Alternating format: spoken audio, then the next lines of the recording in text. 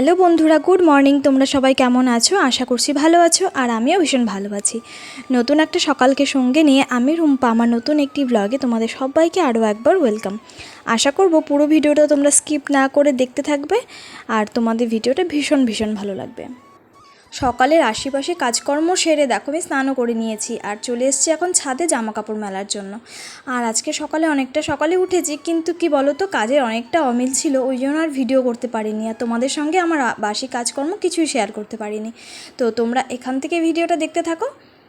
যেহেতু আজকে শনিবার, আর শনিবার করে আমরা নিরামিষটাই খাই, তো ওই জন্য আর কি আগের দিনের গতকাল রাতের যা এটো বাসন ছিল সব বেসিনে ভিজিয়ে রেখেছিলাম, কিছু আর মাজা ছিল না, তো ওগুলো মেজেছি। তারপর তোমার গ্যাসটাকে ভালো করে মুছিয়ে নিয়েছি। গ্যাসটা মোছাই ছিল, কিন্তু কি বলো তো, ওই নিরামিষের দিন করে না সকালটায় আবার একটু গ্যাসটা ভালো করে মুছে নিই।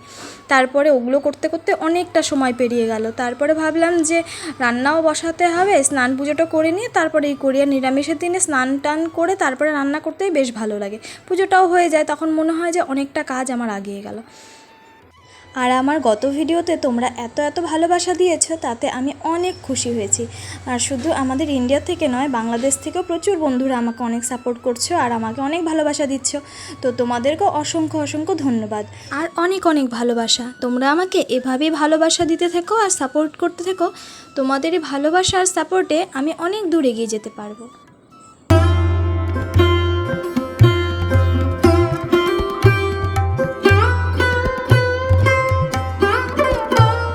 দেখো বন্ধুরা, আমার জামা কাপড় মেলা প্রায় হয়ে গেছে। আর আজকে না ইচ্ছে করে বালতির মধ্যে করে একটু জল নিয়ে এসেছি। এখনও সেরকম একটা রোদ ওঠেনি, ভেবেছি যে ওই জলটাই গাছের গোড়ায় দিয়ে দেবো। তারপরে দেখো নিচে এসে আমার পুজো দেওয়াও হয়ে গেছে। আর পুজো দেওয়াটা তোমাদের সঙ্গে আর শেয়ার করলাম না। আর আজকে না খুব বেশি ফুল ছিল না গাছে, তো ওই সাদা ফুলগুলো দিয়ে পুজো দিয়ে দিলাম। তারপরে দেখো আমি ভাত বসিয়ে দিয়েছি এসে রান্নাঘরে।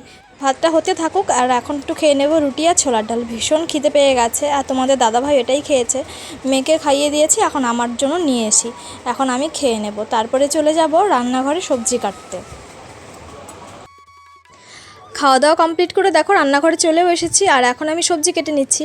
আর ভাতটা আমার প্রায় হয়েই গেছে, আর আমি ডালটাও বসিয়ে দিয়েছি। আজকে তোমাদের দাদা ভাই মুগ ডাল, কচু আর কাঁঠালের বীজ দিয়ে খাবে বলেছে, তো খুব সিম্পল রান্নাই করব, খুব বেশি কিছু রান্না করব না। তো একটা তরকারি করব, আর ডাল তো বসিয়েইছি, আর একটা ভাজা ঠাজা কিছু করব, আমাদের হয়ে যাবে।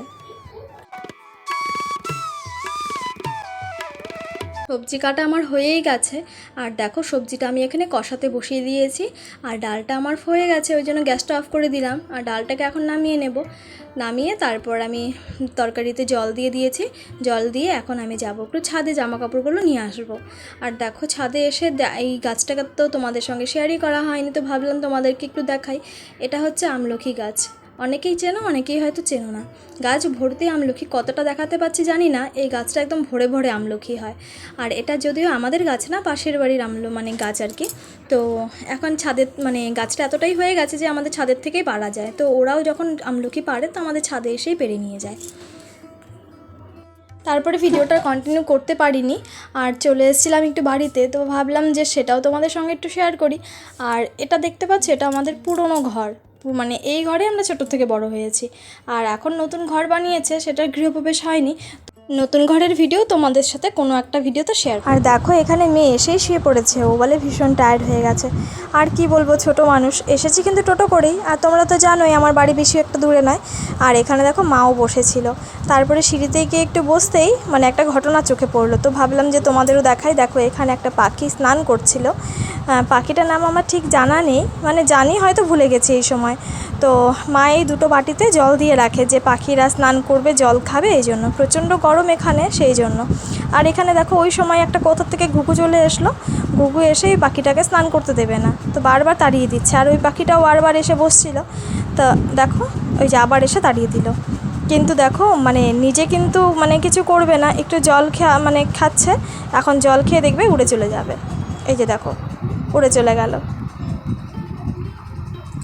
তারপর দেখো ভাবলাম যে আমাদের বাড়ির বাগানটাও তোমাদের সঙ্গে একটু শেয়ার করি। যতগুলো গাছ দেখতে পাচ্ছ সব কিন্তু ফুলেরই গাছ, যেহেতু মাটিতে লাগানো, তো গাছগুলো একটু বড় বড় হয়ে গেছে। আর টবের গাছ তো তোমরা জানোই যে খুব একটা বড় হয় না। আর প্রচুর রকমের জবা গাছ রয়েছে, প্রায় 6 থেকে 7 ধরনের জবা গাছই রয়েছে। যেহেতু সকালে পুজো দিয়েছে উঠিয়ে, তো গাছগুলোতে এখন আর ফুল নেই। ফুল থাকলে তোমরাও ভালোভাবে দেখতে পারতে আর আমিও ভালো করে তোমাদের বোঝাতে পারতাম।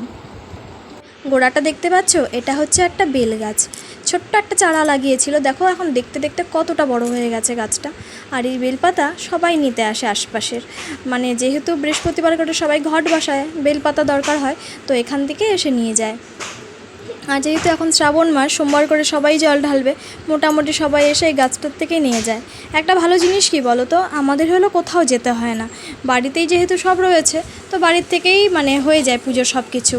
আজকের মতন ভিডিওটা এখানেই শেষ করছি, ভিডিওটা বড় করছি না। তোমাদের আমার ভিডিও কেমন লাগলো প্লিজ কমেন্ট করে জানিও, তোমাদের কমেন্ট করতে আমার ভীষণ ভালো লাগে। আর আজকের ভিডিওটা যদি তোমাদের ভালো লাগে থাকে, প্লিজ একটা লাইক করে পাশে থেকো।